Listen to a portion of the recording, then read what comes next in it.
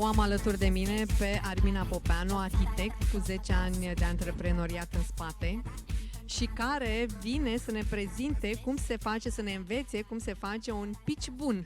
Am zis bine? Bună, să vă sugerez cum se face un pitch bun și sper să vă luați câteva idei. Dar înainte vreau să ne spui câteva cuvinte despre tine.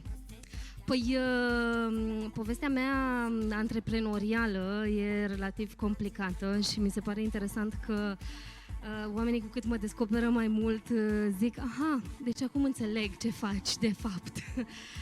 Sunt arhitect de profesie, sunt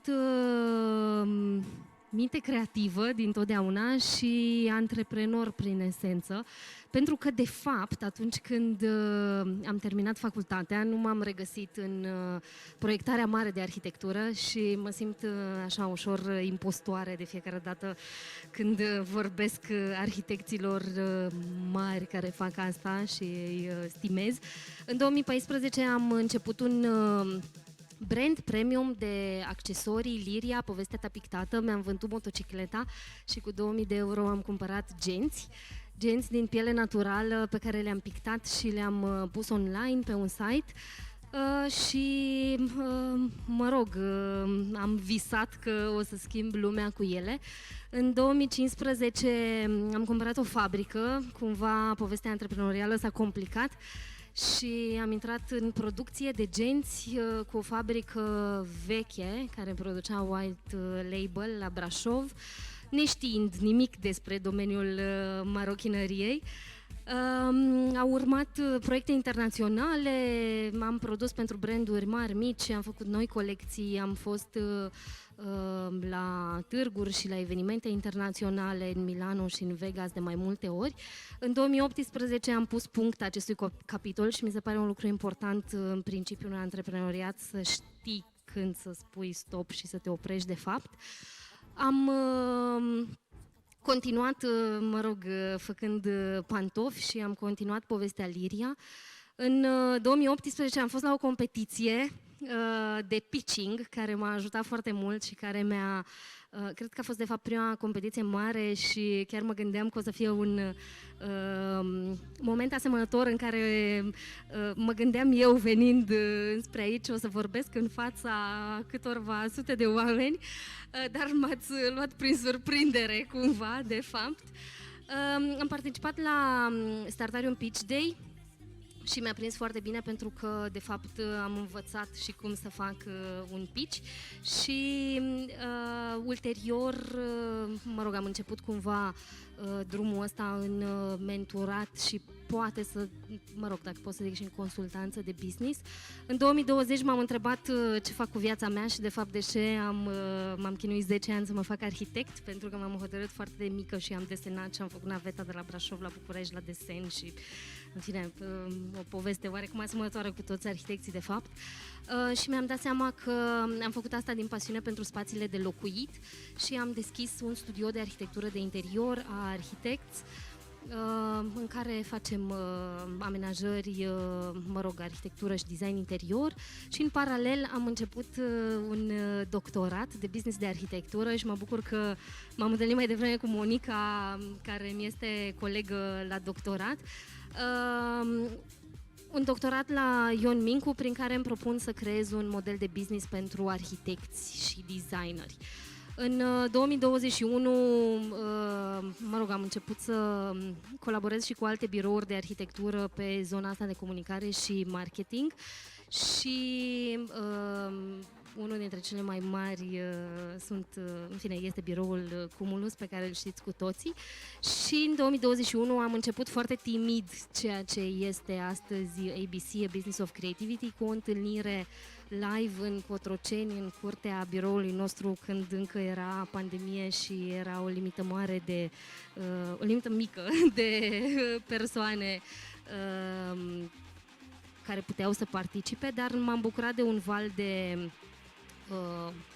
deschidere și, de fapt, arhitecții, designerii creativi vor să afle despre business, așa că în 2022 s-a evit o oportunitate de finanțare, un program dedicat nouă, de fapt, studenților arhitecții inovării, și am luat această finanțare din fonduri europene și am pus bazele ABC, A Business of Creativity, întregului ecosistem de educație antreprenorială pentru industrii creative.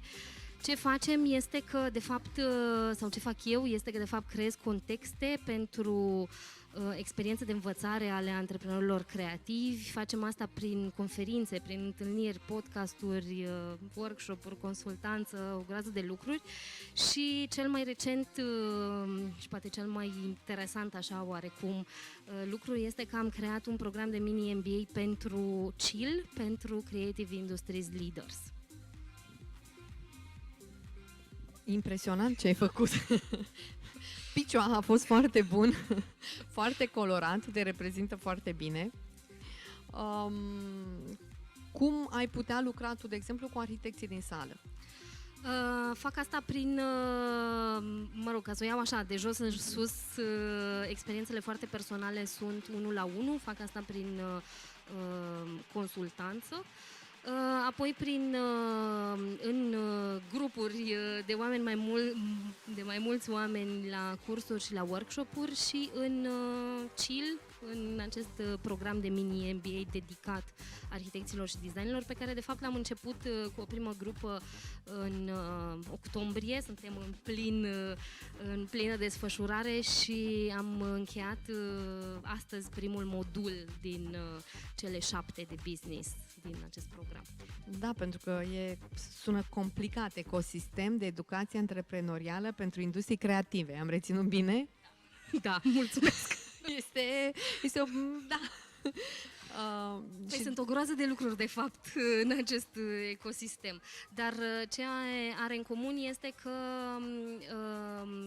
vorbesc cu arhitecți și designeri despre business-urile lor.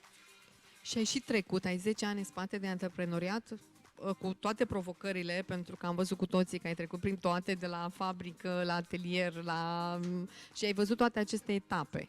Și atunci, dacă pot spune așa, care este lecția pe care tu ai învățat-o în acești 10 ani de antreprenoriat? Că văd că n-ai renunțat la antreprenoriat, deci nu te-au speriat piedicele. Nu, din contră, am planuri mari, adică, cred că se poate mult mai mult de fapt și cred că e foarte mult potențial în România, pe de-o parte. Ce am învățat, lecția este, pentru mine, personal, să am mai multă răbdare, ceea ce este foarte greu. În general este greu, mai ales când e vorba de un business și când trebuie să faci un business din asta. De ce te-ai orientat spre partea asta de piață din arhitectură? Pentru că este o mare nevoie. A pornit, poate sună un pic egoist, a pornit din nevoia mea la început. Când aveam Liria, povestea ta pictată foarte, brandul este și acum și încă mai pictăm povești pentru doamne care își doresc asta. Eram într-o perioadă de dezvoltare mare a Liria, sau în fine îmi doream mai mult de la acest business și mergeam în diverse contexte în care simțeam că nu sunt înțeleasă. Adică mergeam la, cluburi de business, aveam mentorat cu antreprenori mari, cu milioane de euro, cu, investitori și așa mai departe și vedeam că cumva nu înțelegeau până la capăt și, de fapt, ce îi leagă pe antreprenorii creativi și arhitecții și designerii au asta foarte puternic, este această componentă de creativitate, de fapt. Dincolo de un business în sine, de regulă, arhitecții, și poate îmi confirmați și voi, mă trageți de mânecă după ce avem această intervenție, sunt mult mai motivați de a crea bine, de a face un mediu plăcut, de a crea impact, poate. Și lasă uneori business-ul deoparte, sau asta se întâmplă în detrimentul unor lucruri uneori evidente sau în fine evidente pentru alți antreprenori din exterior, pe de-o parte. Pe de altă parte, știu că sunt foarte mulți oameni din universitate aici și mă bucur că am ocazia să am un microfon și să vorbesc despre asta.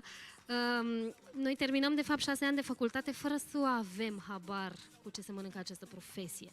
Ok, urmează 2 ani de stagiu în care afli, dar afli de regulă în stagiu în niște contexte foarte mici. Nu știi să gestionezi relația cu un client, nu știi ce să scrii în contract, nu știi câți bani să ceri, în definitiv, pentru un proiect.